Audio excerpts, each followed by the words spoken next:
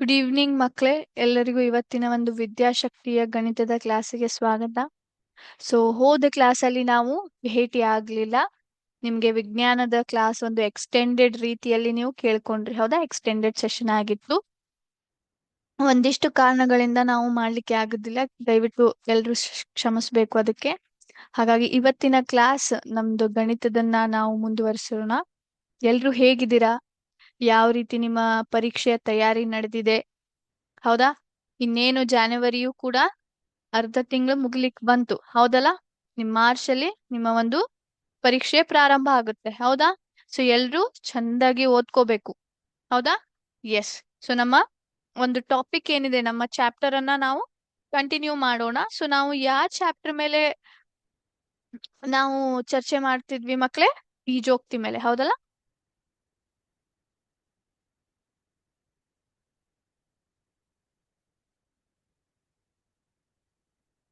ಬೀಜೋಕ್ತಿಗಳ ಒಂದು ಚಾಪ್ಟರ್ ಮೇಲೆ ನಾವು ಈಗಾಗ್ಲೇ ಏನೆಲ್ಲ ವಿಷಯಗಳನ್ನ ಚರ್ಚೆ ಮಾಡಿವಿ ಮಕ್ಳೇ? ನಾವು ಬೀಜೋಕ್ತಿಗಳು ಅಂದ್ರೆ ಏನು, ಅವು ಹೇಗೆ ಉಂಟಾಗ್ತಾವೆ, ಬೀಜೋಕ್ತಿಯ ಪದಗಳು ಯಾವ್ಯಾವು ನೋಡ್ಕೊಂಡ್ವಿ. ಅದರ ಜೊತೆಗೆ ಬೀಜ ಪದದ ಒಂದು ಅಪವರ್ತನಗಳು, ಸಹಗುಣಕಗಳು, ಮತ್ತೆ ಸಜಾತಿ ಮತ್ತು ವಿಜಾತಿ ಪದಗಳು ಯಾವ್ಯಾವು, ಯಾವ ತರ ಇರ್ತಾವೆ ಅಂತ ಇವೆಲ್ಲ ವಿಷಯಗಳನ್ನ ನಾವ್ ಏನ್ ಮಾಡಿದ್ವಿ, ನಮ್ಮ ಹಿಂದಿನ ಕ್ಲಾಸ್ಗಳಲ್ಲಿ ಚರ್ಚೆ ಮಾಡಿದ್ವಿ, ಹೌದಾ? ಇವತ್ತಿನ ಕ್ಲಾಸ್ ಅಲ್ಲಿ ನಾವು ಏನನ್ನ ಚರ್ಚೆ ಮಾಡ್ಬೇಕು?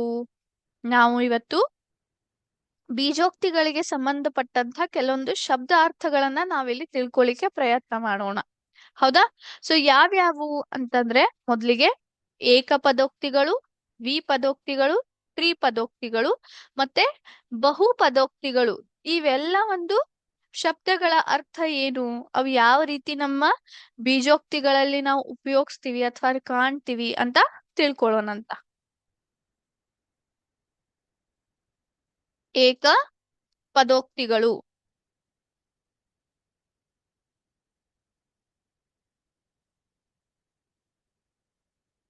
ಈಗ ಏಕಪದೋಕ್ತಿಗಳು ಅಂದ್ರೆ ಏನು, ಯಾವ ರೀತಿ ಇರ್ತಾವೆ, ಯಾರಾದ್ರೂ ಹೇಳ್ಬೋದಾ? ಏಕಪದೋಕ್ತಿ, ಏಕ ಅಂದ್ರೇನು? ಒಂದೇ ಅಂತ ಅರ್ಥ. ಏಕಂದ್ರೇನು? ಒಂದೇ ಅಂತ ಅರ್ಥ, ಹೌದಾ? ಹೌದೋ ಇಲ್ವೋ? ಒಂದೇ ಒಂದು ಪದವನ್ನು ಹೊಂದಿರುವಂತಹ ಒಂದು ಬೀಜೋಕ್ತಿಯನ್ನು ನಾವು ಏನಂತ ಕರಿತೀವಿ? ಏಕಪದೋಕ್ತಿ ಅಂತ ಕರಿತೀವಿ. ಇದ್ರೊಳಗೆ ಏನಿರುತ್ತೆ? ಒಂದೇ ಒಂದು ಪದವನ್ನು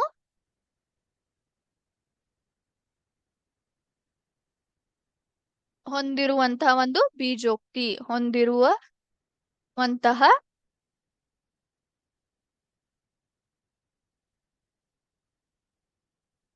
ಬೀಜೋಕ್ತಿಗೆ ನಾವ್ ಏನಂತ ಕರಿತೀವಿ? ಏಕಪದೋಕ್ತಿಗಳು. ಉದಾಹರಣೆಗೆ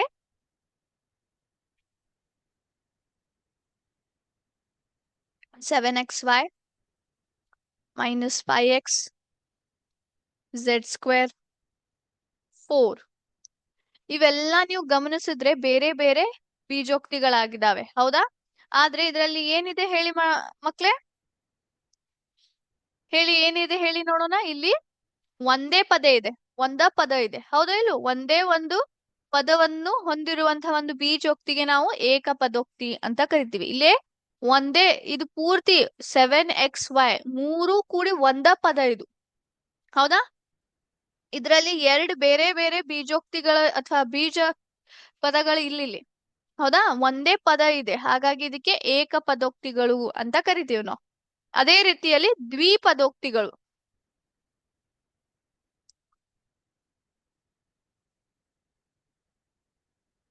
ದ್ವಿಪದೋಕ್ತಿ ಅಂತಂದ್ರೆ ಯಾರಾದ್ರೂ ಹೇಳ್ಬೋದಾ?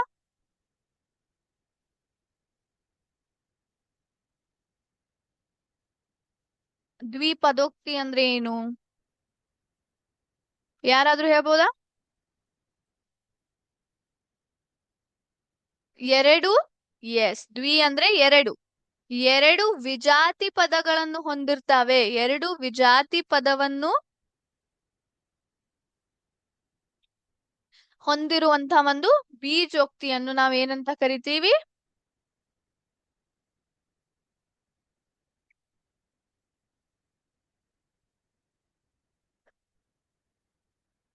ನಾವು ದ್ವಿಪದೋಕ್ತಿ ಅಂತ ಕರಿತೀವಿ. ಓಕೆ, ಉದಾಹರಣೆಗೆ ನೋಡಿ ಇಲ್ಲಿ x+y 7z - x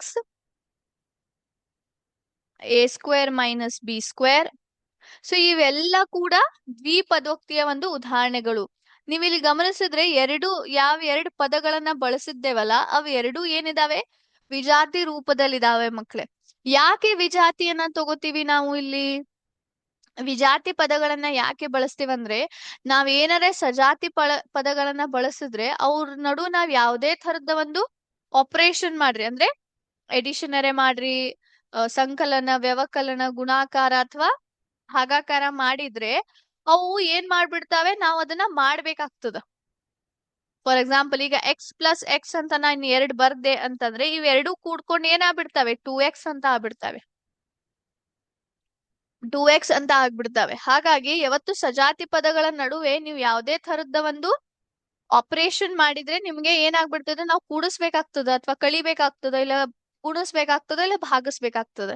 ಆದ್ರೆ ವಿಜಾತಿ ಪದಗಳ ನಡುವೆ ನಾವು ಈ ರೀತಿ ಮಾಡ್ಲಿಕ್ಕೆ ಬರೋದಿಲ್ಲ. ಯಾಕಂದ್ರೆ ಅವ ಬೀಜ ಪದ ಏನಿರ್ತಾವೆ, ಬೇರೆ ಬೇರೆ ರೂಪ ಇರ್ತಾವೆ ಅವ್ರದ್ದು, ಹೌದೋ ಇಲ್ಲೋ, ಒಂದೇ ರೀತಿಯಾಗಿ ಇರೋದಿಲ್ಲವ. ಹಾಗಾಗಿ ಕೂಡಿಸ್ಲಿಕ್ಕೆ, ಕಳಿಲಿಕ್ಕೆ, ಗುಣಾಕಾರ ಅಥವಾ ಭಾಗಾಕಾರ ಮಾಡ್ಲಿಕ್ಕೆ ಬರೋದೇ ಇಲ್ಲ. ಸೊ ಹಾಗಾಗಿ ನಾವು ಅವನ್ನ ದ್ವಿಪದೋಕ್ತಿಯಲ್ಲಿ ಬಳಸಬಹುದು.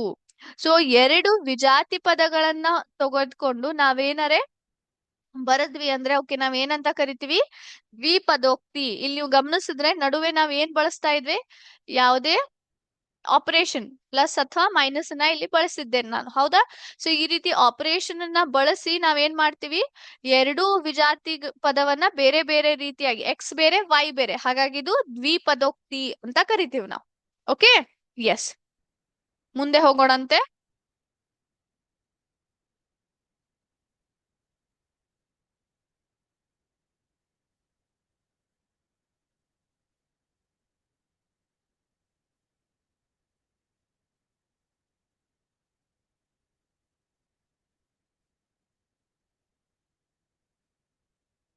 ತ್ರಿಪದೋಕ್ತಿ.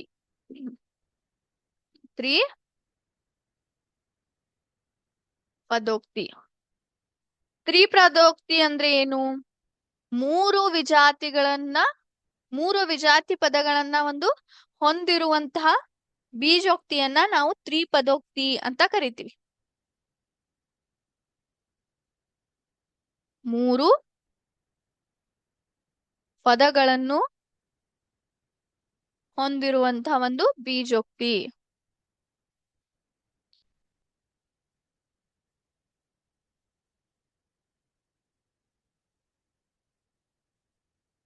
ಉದಾಹರಣೆಗೆ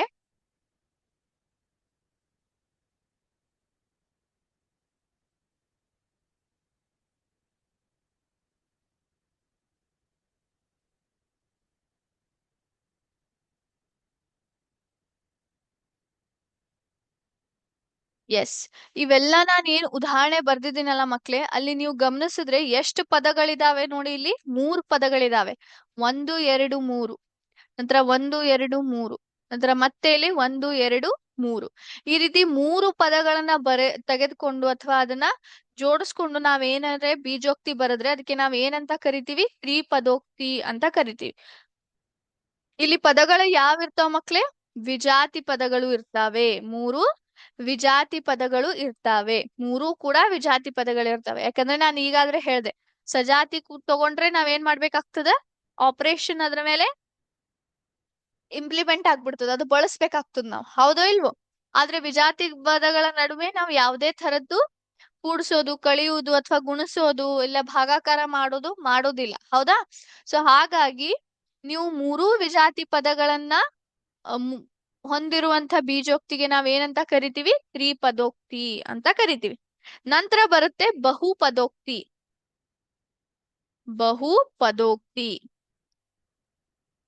ಬಹುಪದೋಕ್ತಿ ಅಂದ್ರೆ ಏನ್ ಹೇಳಿ ಮಕ್ಳೇ? ಬಹು ಅಂದ್ರೆ ಏನು?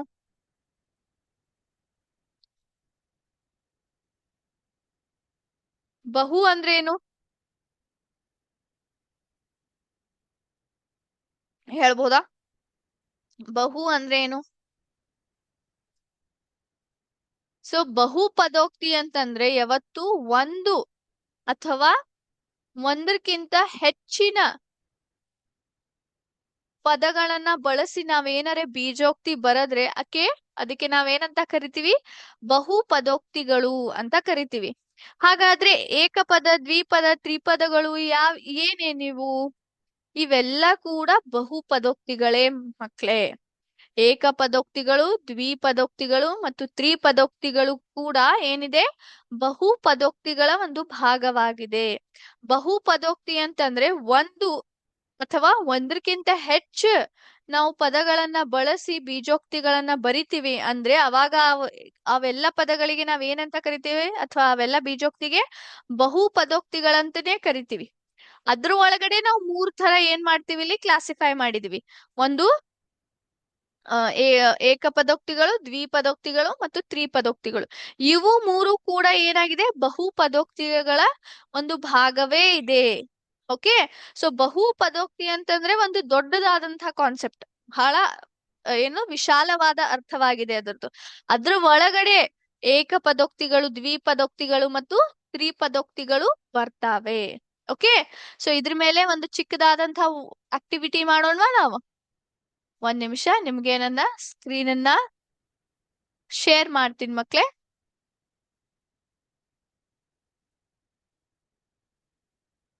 ಎಸ್, ಎಲ್ರಿಗೂ ನನ್ನ ಸ್ಕ್ರೀನ್ ಕಾಣ್ಲಿಕ್ಕತ್ತದ?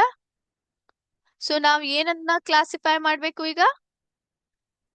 ಕೊಟ್ಟಿರುವಂತಹ ಒಂದು ಇಲ್ಲಿ ಬೀಜೋಕ್ತಿಗಳು ಏನಿದಾವಲ್ಲ ಅದನ್ನ ಮೊನೋಮಿಯಲ್, ಬೈನೋಮಿಯಲ್ ಮತ್ತು ಟ್ರೈನೋಮಿಯಲ್, ಅದರ ಅರ್ಥ ಏಕಪದೋಕ್ತಿಗಳು, ದ್ವಿಪದೋಕ್ತಿಗಳು ಮತ್ತು ತ್ರಿಪದೋಕ್ತಿಗಳು ಅಂತ ನಾವ್ ಏನ್ ಮಾಡ್ಬೇಕು? ಭಾಗ ಮಾಡಿ ಬರೀಬೇಕು. ಮೊದ್ಲಿಗೆ ನೀವು ನೋಡಿದ್ರೆ ಇಲ್ಲಿ ಏನಿದೆ? XY-3 ಅಂತ ಇದೆ. XY-3. XY-3 ಅಂದ್ರೆ ಏನ್ ಹೇಳಿ ಮಕ್ಳೇ? ಇದ್ರೊಳಗೆ ಎಷ್ಟು ಪದಗಳಿದಾವೆ? 2 ಇದಾವೆ. XY1, 3, 1. ಹಾಗಾಗಿ ಇದು ಎದ್ರೊಳಗೆ ಬರ್ತದ? ದ್ವಿಪದೋಕ್ತಿಯಲ್ಲಿ ಬರುತ್ತೆ. ನಂತರ AB + B + A. ನೀವಿಲ್ಲಿ ಗಮನಿಸಿದ್ರೆ ಎಷ್ಟು ಪದಗಳಿದಾವೆ? 1, 2, 3. ಹೌದಾ? ಹಾಗಾಗಿ ಇದು ತ್ರಿಪದೋಕ್ತಿಯಲ್ಲಿ ಬರುತ್ತೆ. M + 3 + N. ಇಲ್ಲೂ ಕೂಡ ಎಷ್ಟು ಪದಗಳಿದಾವೆ? 1, 2, 3 ಇದಾವೆ. ಹಾಗಾಗಿ ಇವನ್ನು ಕೂಡ ನಾವೆಲ್ಲಿಡ್ತೀವಿ? ತ್ರಿಪದೋಕ್ತಿಯಲ್ಲಿ ಬರುತ್ತೆ. 3XY. 3XY ಅಂತಂದ್ರೆ ಒಂದೇ ಪದ ಇದೆ. ಇದು ಒಂದೇ ಪದ ಇರುವುದರಿಂದ ಏಕಪದೋಕ್ತಿ ಆಗುತ್ತೆ. 2B². 2B² ಕೂಡ ಏನಾಗಿದೆ? ಒಂದೇ ಪದವಾಗಿದೆ. ಹಾಗಾಗಿ ಇದಕ್ಕೆ ನಾವು ಏನಂತ ಕರಿತೀವಿ? ಎಸ್, ಏಕಪದೋಕ್ತಿ ಅಂತ ಕರಿತೀವಿ. A + B. ಇಲ್ಲಿ ಎಷ್ಟು ಪದಗಳಿದಾವೆ ಹೇಳಿ ಮಕ್ಕಳೇ? 1 ಮತ್ತು 2. ಹಾಗಾಗಿ ಇದನ್ನ ದ್ವಿಪದೋಕ್ತಿಯಲ್ಲಿ ಹಾಕ್ತಿವಿ. 5 - 3M. 5 - 3M. ಇದ್ಯಾ ಒಂದು ಭಾಗದಲ್ಲಿ ಬರುತ್ತೆ? ಇಲ್ಲಿ ಎಷ್ಟು ಪದಗಳಿದಾವೆ? 1 ಮತ್ತು 2 ಇದಾವೆ. ಹಾಗಾಗಿ ಇದನ್ನ ನಾವು ದ್ವಿಪದೋಕ್ತಿಯಲ್ಲಿ ಹಾಕ್ತಿವಿ. ನಂತರ 3x² - 5x + 2. ಸೊ ಎಷ್ಟು ಪದಗಳಿದಾವೆ ಮಕ್ಕಳೇ? ಇಲ್ಲಿ 3 ಇದಾವೆ. ಹೌದಾ? 3 ಇದಾವೆ. 1, 2, 3. ಹಾಗಾಗಿ ಇದನ್ನ ಎಸ್ ತ್ರಿಪದೋಕ್ತಿಯಲ್ಲಿ ಹಾಕ್ತಿವಿ. ನಂತರ A ಅಂತ ಇದೆ. A ಅಂದ್ರೆ ಒಂದೇ ಪದ. ಸೊ ಒಂದೇ ಪದ ಇದೆ ಅಂದ್ರೆ ಪದೋಕ್ತಿ. 5k² - 3h². 5k² - 3h². ಇದರಲ್ಲಿ ಎಷ್ಟು ಪದಗಳಿದಾವೆ? 1 ಮತ್ತು 2. ಹಾಗಾಗಿ ಇದನ್ನ ನಾವೆಲ್ಲಂತ ಹಾಕ್ತಿವಿ? ದ್ವಿಪದೋಕ್ತಿಯಲ್ಲಿ ಹಾಕ್ತಿವಿ. ನಂತರ 7. 7 ಏನಾಗಿದೆ? ಒಂದೇ ಪದ ಇದೆ. ಹಾಗಾಗಿ ಏಕಪದೋಕ್ತಿ. ನಂತರ X + Y + Z. ಎಷ್ಟಿದಾವೆ?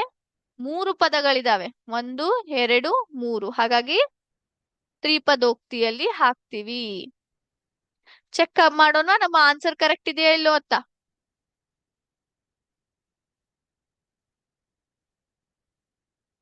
ಎಸ್, ಕೊಟ್ಟಿರುವಂತಹ ಎಲ್ಲ ಉತ್ತರಗಳು ಏನ್ ಬಂದು ಸರಿಯಾಗಿ ಬಂದಿವೆ. ಸೊ ಎಲ್ರಿಗೂ ಅರ್ಥ ಆಯ್ತಾ ಮಕ್ಳೇ? ಏಕಪದೋಕ್ತಿ, ದ್ವಿಪದೋಕ್ತಿ ಮತ್ತು ತ್ರಿಪದೋಕ್ತಿಯ ಬಗ್ಗೆ. ಎಸ್. ಸೊ ಇವತ್ತಿನ ಒಂದು ಕ್ಲಾಸ್ ಅಲ್ಲಿ ನಾವು ನಮ್ಮ ಒಂದು ಚಾಪ್ಟರ್ ಪರಿಧಿ ಮತ್ತು ವಿಸ್ತೀರ್ಣ ಮೇಲೆ ಏನ್ ಮಾಡೋಣ? ಒಂದು ಚಿಕ್ಕದಾದಂತ MCQ ಸೆಷನ್ ಅನ್ನ ನಡೆಸೋಣ ಅಂತ ಮಕ್ಳೇ. ಹೌದಾ? ಸೊ ಎಲ್ರು ತಯಾರಿದ್ದೀರಾ? ಓಕೆ. ಮೊದಲನೇ ಪ್ರಶ್ನೆ ಇಲ್ಲಿದೆ ನೋಡಿ ಮಕ್ಳೇ. ಆಯತದ ಪರಿಧಿಯನ್ನು ಸೂಚಿಸುವ ಸೂತ್ರ ಯಾವುದು? ಆಯತದ ಪರಿಧಿಯನ್ನು ಸೂಚಿಸುವ ಸೂತ್ರ ಯಾವುದು?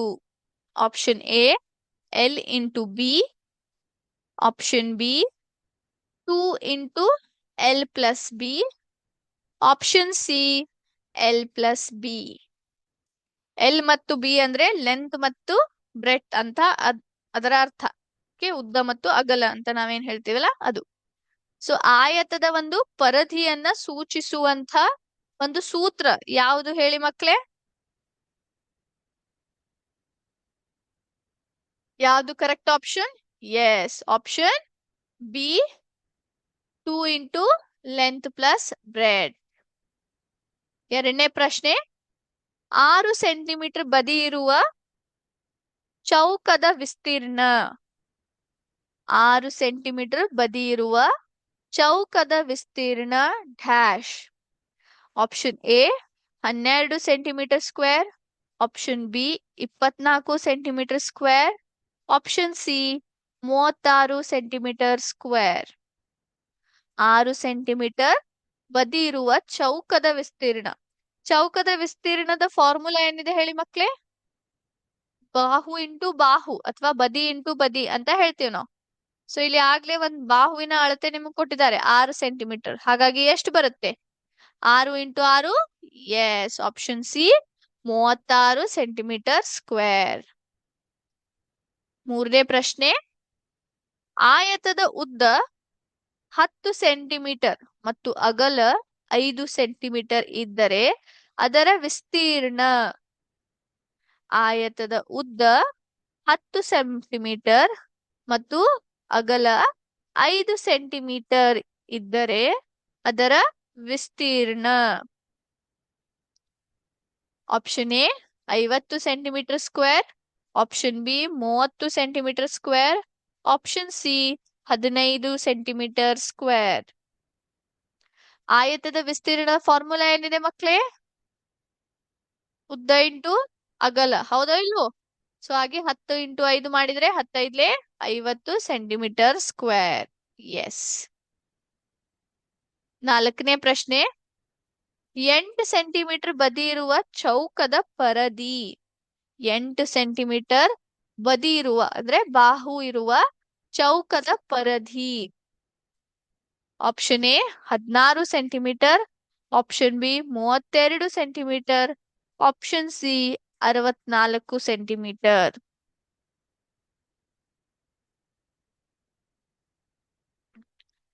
ಚೌಕದ ಪರಿಧಿ ಯಾವ ರೀತಿ ನೀವು ಕ್ಯಾಲ್ಕುಲೇಟ್ ಮಾಡ್ತೀರಿ ಮಕ್ಳೇ? ಅದರ ಒಂದು ಸೂತ್ರ ಏನಿದೆ? 4 ಇಂಟು ಬಾಹು ಅಂತ ಹೇಳ್ತೀವಿ ನಾವು. ಸೊ 4 ಇಂಟು ಬಾಹುದ ಅಳತೆ ಎಷ್ಟಿದೆ? 8 ಸೆಂಟಿಮೀಟರ್. ಸೊ 4 ಇಂಟು 8 ಮಾಡಿದ್ರೆ ಎಷ್ಟು ಬಂತು? ಎಸ್, 32 ಸೆಂಟಿಮೀಟರ್ ಸರಿಯಾದ ಉತ್ತರ. ಐದನೇ ಪ್ರಶ್ನೆ, ತ್ರಿಭುಜದ ವಿಸ್ತೀರ್ಣವನ್ನು ಲೆಕ್ಕ ಹಾಕುವ ಸೂತ್ರ. ತ್ರಿಭುಜದ ವಿಸ್ತೀರ್ಣವನ್ನು ಲೆಕ್ಕ ಹಾಕುವ ಸೂತ್ರ dash. Option A half into ಆಧಾರ ಇಂಟು ಎತ್ತರ ಅಂದ್ರೆ half into base into height. Option B ಆಧಾರ ಇಂಟು ಎತ್ತರ. ಆಪ್ಷನ್ ಸಿ 2 ಇಂಟು ಆಧಾರ ಪ್ಲಸ್ ಎತ್ತರ. ತ್ರಿಭುಜದ ಒಂದು ವಿಸ್ತೀರ್ಣವನ್ನು ಯಾವ ರೀತಿ ಲೆಕ್ಕ ಹಾಕ್ತಿವಿ ನಾವು? ಅದರ ಒಂದು ಸೂತ್ರ ಯಾವುದು ಅಂತ ಬಳಸ್ತೀವಿ? ಆಪ್ಷನ್ ಎ ಹಾಫ್ ಇಂಟು ಆಧಾರ ಇಂಟು ಎತ್ತರ ಅಥವಾ half into base into height. Option B ಆಧಾರ ಇಂಟು ಎತ್ತರ. ಆಪ್ಷನ್ ಸಿ 2 ಇಂಟು ಆಧಾರ ಪ್ಲಸ್ ಎತ್ತರ. ಕರೆಕ್ಟ್ ಉತ್ತರ ಯಾವುದು ಹೇಳಿ ಮಕ್ಳೇ? ಸೂತ್ರ ಯಾವುದು ತ್ರಿಭುಜದ ವಿಸ್ತೀರ್ಣಕ್ಕೆ? Yes, option A half into ಆಧಾರ ಇಂಟು ಎತ್ತರ ಅಥವಾ half into base into height. ಆರನೇ ಪ್ರಶ್ನೆ, ತ್ರಿಭುಜದ ಆಧಾರ 12 ಸೆಂಟಿಮೀಟರ್ ಮತ್ತು ಎತ್ತರ 7 ಸೆಂಟಿಮೀಟರ್ ಇದ್ದರೆ ಅದರ ವಿಸ್ತೀರ್ಣ ಡ್ಯಾಶ್. ತ್ರಿಭುಜದ ಆಧಾರ 12 ಸೆಂಟಿಮೀಟರ್ ಮತ್ತು ಎತ್ತರ 7 ಸೆಂಟಿಮೀಟರ್ ಇದ್ದರೆ ಅದರ ವಿಸ್ತೀರ್ಣ dash. Option A 42 centimetre, option B 84 centimetre, option C centimetre square. Option A 42 centimetre square, option B 84 centimetre square, option C 24 centimetre square. ತ್ರಿಭುಜದ ಆಧಾರ 12 ಸೆಂಟಿಮೀಟರ್ ಮತ್ತು ಎತ್ತರ 7 ಸೆಂಟಿಮೀಟರ್. ಅವಾಗ ವಿಸ್ತೀರ್ಣದ ಸೂತ್ರ ಬಳಸ್ಕೊಂಡು ಕ್ಯಾಲ್ಕುಲೇಟ್ ಮಾಡಿ. ಸೂತ್ರ ಯಾವುದು? ತ್ರಿಭುಜದ ಸೂತ್ರ half into base into height, half into ಆಧಾರ ಇಂಟು ಎತ್ತರ. ಒಂದು ತ್ರಿಭುಜದ ವಿಸ್ತೀರ್ಣ ಕಂಡುಹಿಡಿಯಲಿಕ್ಕೆ ಬಳಸುವಂತಹ ಸೂತ್ರ. ಸೊ ಅದನ್ನ ಹಾಕಿ ಕ್ಯಾಲ್ಕುಲೇಟ್ ಮಾಡಿ ಎಷ್ಟು ಬರುತ್ತೆ ಹೇಳಿ ಉತ್ತರ. ಎಷ್ಟು ಬರುತ್ತೆ ಮಕ್ಕಳೇ? Half into 12 into 7. Yes, option A 42 centimetre square. ಮುಂದಿನ ಪ್ರಶ್ನೆ, ಸಮಾಂತರ ಚತುರ್ಭುಜದ ವಿಸ್ತೀರ್ಣವು ಡ್ಯಾಶ್ ಮೇಲೆ ಅವಲಂಬಿತವಾಗಿದೆ. ಸಮಾಂತರ ಚತುರ್ಭುಜದ ವಿಸ್ತೀರ್ಣವು ಡ್ಯಾಶ್ ಮೇಲೆ ಅವಲಂಬಿತವಾಗಿದೆ. ಆಪ್ಷನ್ ಎ ಉದ್ದ ಮತ್ತು ಅಗಲ, ಆಪ್ಷನ್ ಬಿ ಆಧಾರ ಮತ್ತು ಎತ್ತರ, ಆಪ್ಷನ್ ಸಿ ಬದಿ ಮತ್ತು ಕರ್ಣ. ಆಪ್ಷನ್ ಎ ಉದ್ದ ಮತ್ತು ಅಗಲ, ಆಪ್ಷನ್ ಬಿ ಆಧಾರ ಮತ್ತು ಎತ್ತರ, ಆಪ್ಷನ್ ಸಿ ಬದಿ ಮತ್ತು ಕರ್ಣ. ಸಮಾಂತರ ಚತುರ್ಭುಜ ಅದರದ ವಿಸ್ತೀರ್ಣವನ್ನು ನಾವು ಕಂಡು ಹಿಡಿಬೇಕಂದ್ರೆ ನಮ್ಗೆ ಏನ ಬೇಕು ಹೇಳಿ ಮಕ್ಳೇ? ಎದ್ರ ಮೇಲೆ ಅವಲಂಬಿತವಾಗಿದೆ ಅದು? ಎಸ್, ಆಪ್ಷನ್ ಬಿ ಆಧಾರ ಮತ್ತು ಎತ್ತರದ ಮೇಲೆ. 8ನೇ ಪ್ರಶ್ನೆ ಮಕ್ಳೇ, 7 ಸೆಂಟಿಮೀಟರ್ ಅರ್ಧ ವ್ಯಾಸ ಇರುವ ವೃತ್ತದ ಪರಿಧಿಯನ್ನು ಕಂಡುಹಿಡಿಯಲು ಬಳಸುವ ಸೂತ್ರ. 7 ಸೆಂಟಿಮೀಟರ್ ಅರ್ಧ ವ್ಯಾಸ ಇರುವ ವೃತ್ತದ ಪರಿಧಿಯನ್ನು ಕಂಡುಹಿಡಿಯಲು ಬಳಸುವ ಸೂತ್ರ dash. Option A pi R, option B 2πr, option C pi D. So ಅರ್ಧ ವ್ಯಾಸ ಅಂದ್ರೆ ನಾವಿಲ್ಲಿ ರೇಡಿಯಸ್ ಬಗ್ಗೆ ಮಾತಾಡ್ಲಿಕ್ಕತ್ತೀವಿ ಮಕ್ಳೇ. ಸೊ ರೇಡಿಯಸ್ ಏನಿದೆ 7 ಸೆಂಟಿಮೀಟರ್ ಇದೆ. ಅವಾಗ ವೃತ್ತದ ಪರಿಧಿಯನ್ನ ಕಂಡು ಹಿಡಿಬೇಕಂದ್ರೆ ನಾವು ಯಾವ ಸೂತ್ರವನ್ನ ಬಳಸ್ತೀವಿ ನಾವು? Pi R, 2πr, pi D ನ. ಕರೆಕ್ಟ್ ಉತ್ತರ ಎಸ್, ಆಪ್ಷನ್ ಬಿ 2πr ಆಗಿದೆ. 9ನೇ ಪ್ರಶ್ನೆ, 7 ಸೆಂಟಿಮೀಟರ್ ಅರ್ಧ ವ್ಯಾಸದ ವೃತ್ತದ ವಿಸ್ತೀರ್ಣವ ಡ್ಯಾಶ್. 7 ಸೆಂಟಿಮೀಟರ್ ರೇಡಿಯಸ್ ಇರುವಂತ ಒಂದು ವೃತ್ತದ ವಿಸ್ತೀರ್ಣವನ್ನ ಕಂಡು ಹಿಡಿಯರಿ.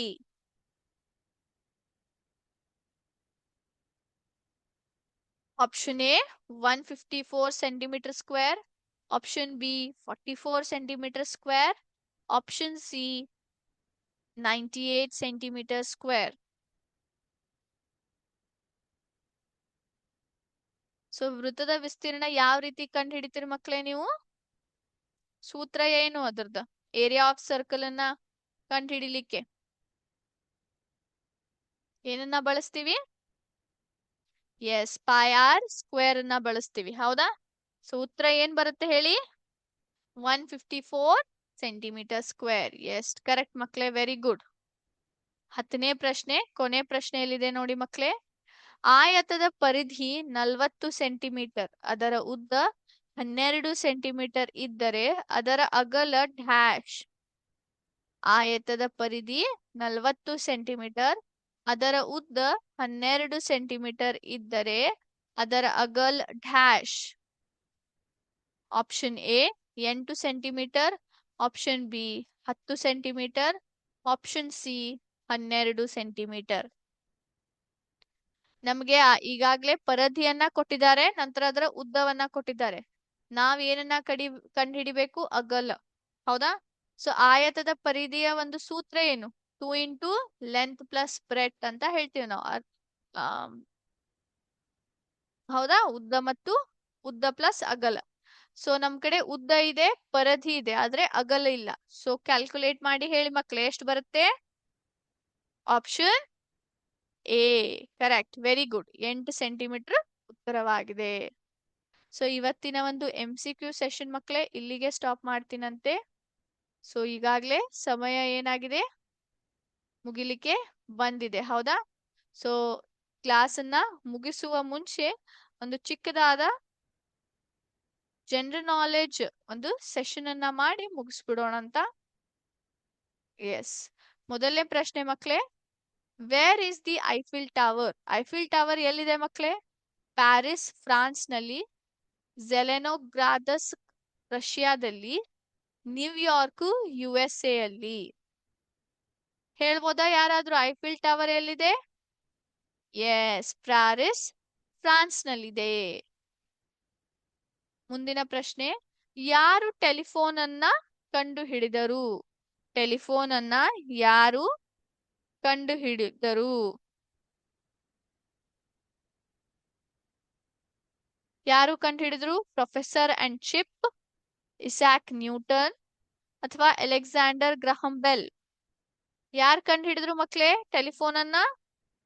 ಎಸ್, ಅಲೆಕ್ಸಾಂಡರ್ ಗ್ರಹಂ ಬೆಲ್ ಅವರು ಕಂಡು ಹಿಡಿದ್ರು. Which river flows through London? London ಇಂತ್ರ ಯಾವೊಂದು ನದಿ ಹರ್ಕೊಂಡು ಹೋಗುತ್ತೆ? The Nile, the Thames, the Obi river. ಯಾವ ನದಿ ಲಂಡನ್ ಇಂತ್ರ ಹರ್ಕೊಂಡು ಹೋಗುತ್ತೆ? ನೈಲ್ ನದಿ, ಥೇಮ್ಸ್ ನದಿ ಅಥವಾ ಓಬಿ ನದಿ? ಅದು ಎಸ್, ಥೇಮ್ಸ್ ನದಿ. ಇದೇ ನದಿ ಮೇಲೆ ಮಕ್ಕಳೇ ಒಂದು ಬಹಳ ಫೇಮಸ್ ಆದಂತ ಬ್ರಿಡ್ಜ್, ಲಂಡನ್ ಬ್ರಿಡ್ಜ್ ಅಂತ ಕರಿತೀವಿ. ಹೌದಾ? ಅದೇ ಅದ್ರ ಮೇಲೆ ಇರೋದು. What are the colours of the Italian flag? Italian ದೇಶದ ಒಂದು ರಾಷ್ಟ್ರಧ್ವಜ ಏನಿರುತ್ತಲ್ಲ ಅದರ ಬಣ್ಣಗಳು ಯಾವ್ಯಾವು?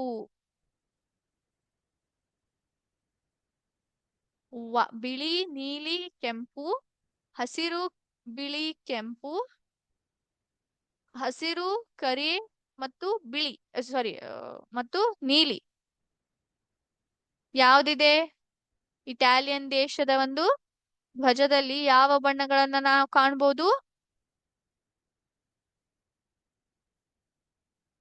ಎಸ್, ಹಸಿರು, ಬಿಳಿ ಮತ್ತು ಕೆಂಪು. What is the official language of Brazil? Brazil ದೇಶದ ಒಂದು ಭಾಷೆ, ರಾಷ್ಟ್ರ ಭಾಷೆ ಯಾವ್ದಾಗಿದೆ?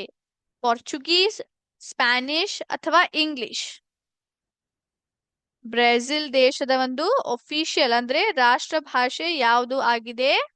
ಅದು ಪೋರ್ಚುಗೀಸ್ ಆಗಿದೆ ಮಕ್ಕಳೇ. ಅಲ್ಲಿ ಪೋರ್ಚುಗೀಸ್ ಭಾಷೆಯನ್ನ ಮಾತಾಡ್ತಾರೆ. ಸೊ ಇವತ್ತಿನ ಸೆಷನ್ ನಾವು ಇಲ್ಲಿಗೆ ಸ್ಟಾಪ್ ಮಾಡೋಣ ಅಂತ ಮಕ್ಕಳೇ. ನಮ್ಮ ಸಮಯ ಇಲ್ಲಿ ಮುಗಿದಿದೆ. ಹಾಗಾಗಿ ಮುಂದಿನ ಸೆಷನ್ ಅಲ್ಲಿ ಈ ವಿಷಯಗಳನ್ನ ಮುಂದುವರಿಸೋಣ ಅಂತ ಇವತ್ತಿನ ಸೆಷನ್ ಅನ್ನ ಇಲ್ಲೇ ಮುಗಿಸ್ತೀನಿ ಮಕ್ಕಳೇ. ಥ್ಯಾಂಕ್ ಯು ಮಕ್ಕಳೇ. Jai Hind, Jai Vidyashakti. Thank you sir.